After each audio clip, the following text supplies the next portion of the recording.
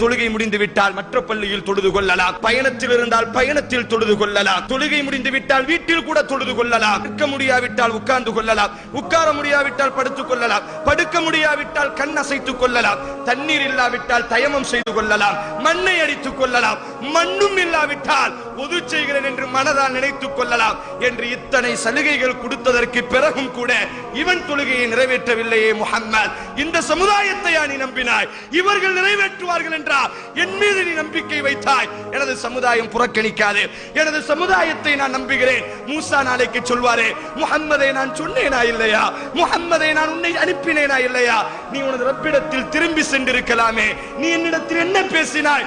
எனது சமுதாயம் நிறைவேற்றுவார்கள், எனது சமுதாயம் என்னை அவமானப்படுத்தாது. நாளைக்கு நாங்கள் அவமானப்படுத்தப்பட போவதில்லை. இந்த தொழுகையை விடுவதினால் எங்களினுடைய ரசூலுல்லாஹ் எங்களை யார் நம்பினாரோ அந்த தூதர் நாளைக்கு அவமானப்படுத்தப்பட